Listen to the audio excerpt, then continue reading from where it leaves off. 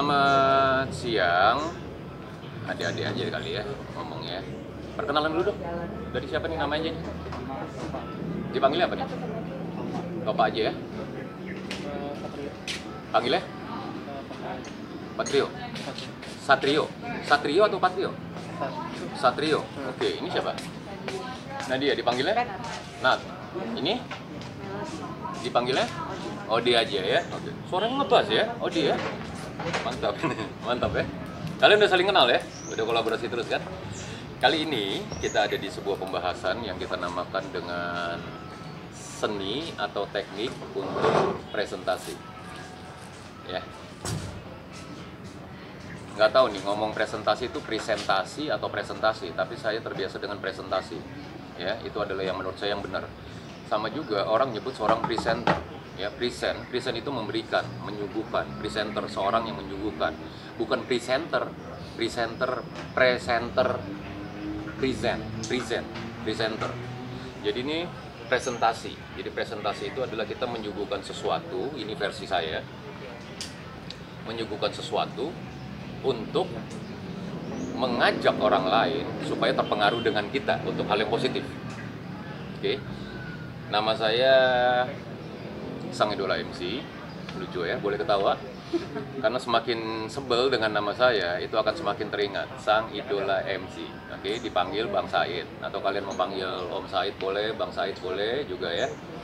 Bebas-bebas saja senyamannya kalian. Dan profesi saya saat ini, sampai hari ini adalah seorang praktisi untuk public speaking atau pembawa acara untuk all event.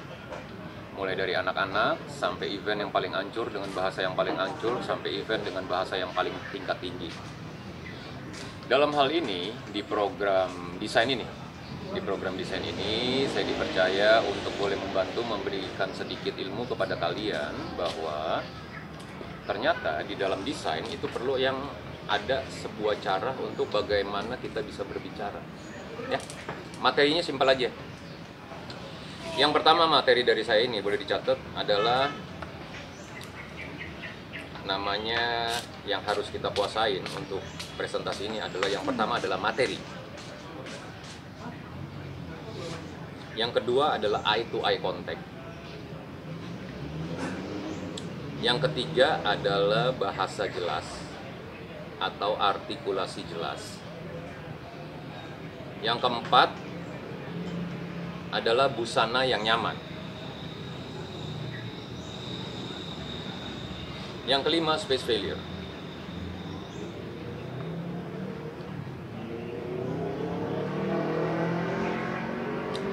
Ini adalah sebenarnya a part of public speaking world. Ya, ini adalah bagian dari dunia public speaking. Di mana sebenarnya kalau saya harus sharing, saya harus sebagai mentor untuk public speaking class, itu saya akan memberikan bahwa public speaking itu tidak harus make money. Public speaking itu adalah sebuah ilmu di mana ayah berbicara kepada putrinya, di mana seorang putri berbicara kepada kakaknya, di mana seorang nenek berbicara kepada anaknya yang notabene adalah papa kita, di mana seorang bude berbicara kepada palenya, di mana seorang cucu berbicara kepada eyangnya. Itu public speaking. Menyangkut ke bidang yang kalian tekuni saat ini untuk presentasi, suatu hari kalian pasti akan ketemu dengan yang namanya presentasi dengan orang yang tanda kutip nyebelin. Itu udah pasti. Ada yang udah pernah presentasi di sini? Sekolah presentasi apa? Pelajaran? Jadi disuruh ujian atau apa, dibikin makalah, nanti diujikan gitu. Nah, kalian bagaimana bertahannya? Mungkin dari Topak. Kalah gak sama gurunya? Kalah debat? Pasti kalah debat? Kalah debat? Memang harus kalah debat? Seorang siswa memang harus kalah debat? Tidak harus. Berarti di sini Topak kurang menguasai materi ya? Boleh gue bilang begitu kan? Boleh saya bilang begitu kan? Ya. Iya, karena diserang kan. Ketika diserang ada sisi-sisi kosong yang tidak terisi. Setuju? Akhirnya kalah. Kita ngomong kalah ya. Oke. Satrio, pernah presentasi? Pernah. Berhasil atau gagal?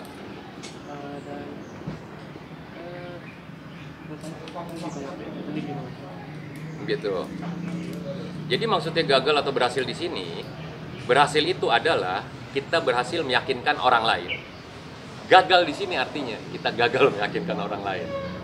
Bukan artinya gagal dalam kehidupan ya, gitu loh. Odi, pernah nggak?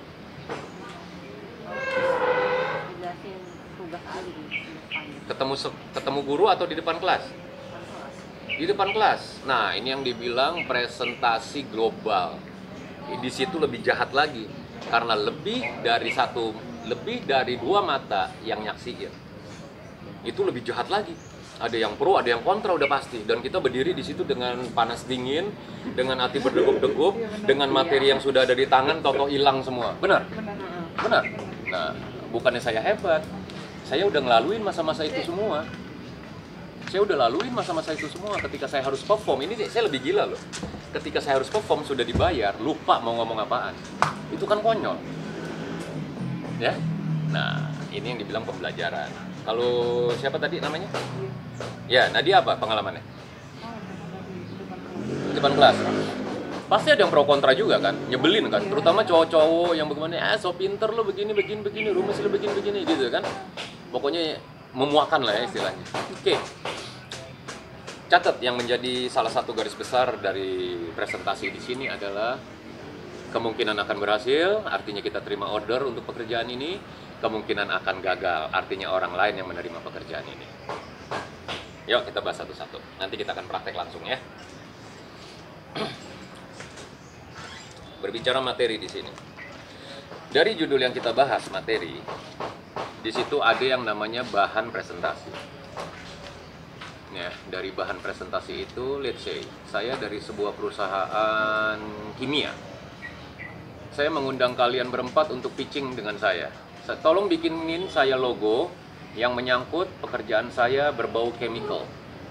Saya perusahaan kimia untuk industri pewangi.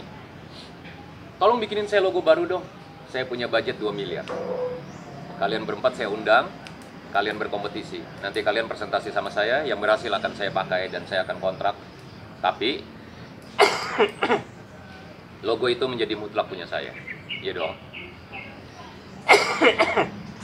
Karena mendapat hadiah, mendapat bonus. Ya. Itu bahannya udah ketahuan. Gue harus bikin logo. Tiba waktunya presentasi, kalian datang. Dan ingat, bawa materi itu, bawa logo itu.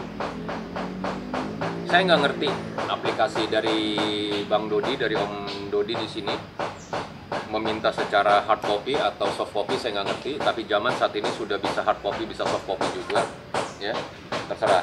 Tapi biasanya hard copy, ada soft copy-nya juga. Jadi ada simpenan datanya, ada juga gambarnya. Jadi secara kita gambar pakai pensil pun ya gue bisa, dengan pakai komputer pun ya gue bisa. Karena ini memang gue yang desain, gue bukan plagiat, gue bukan nyontek. Gitu ya. Oke. Yang perlu dibawa adalah alat tulis kantor, ATK, spidol, Tipex, macem-macem, ya.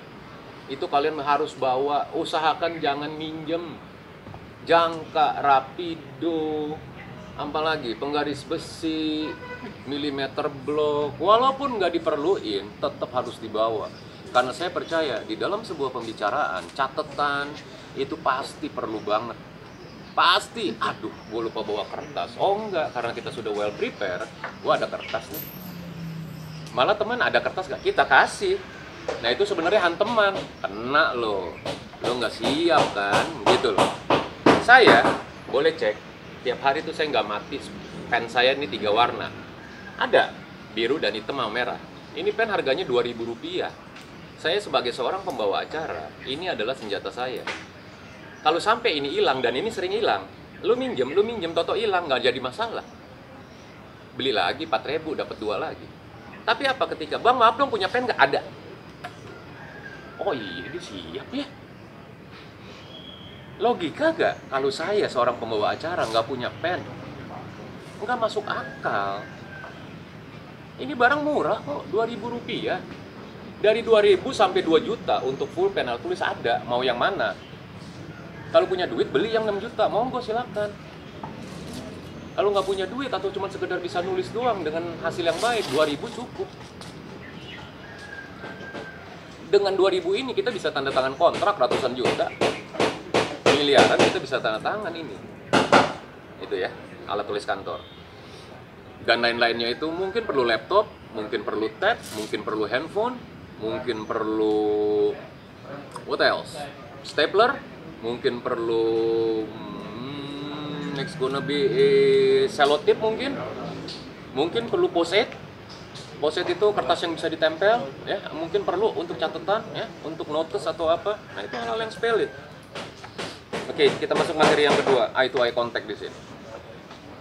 Ini dalam.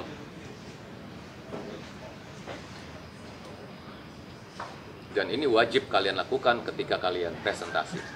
Ada dua hal presentasi. Kalian presentasi di depan dengan berhadapan dengan big screen, ada overhead projector, atau kalian presentasi yang seperti ini duduk di meja. Saya mau katakan dua-duanya pressure-nya sama, tekanannya sama, deg-degannya sama. Ya. Tapi kalau saya lebih memilih lebih kayak begini. Kenapa? Karena dengan kayak begini, saya bisa mengintimidasi seseorang secara positif. Kalau saya, mungkin karakter. Saya lebih suka begini, Nadia. Saya intimidasi begini dengan lihat begini. Kalau Nadia nggak siap, nunduk pasti. Ya, Odi, saya lihat begini. Apa materi kamu? Bla bla bla bla bla.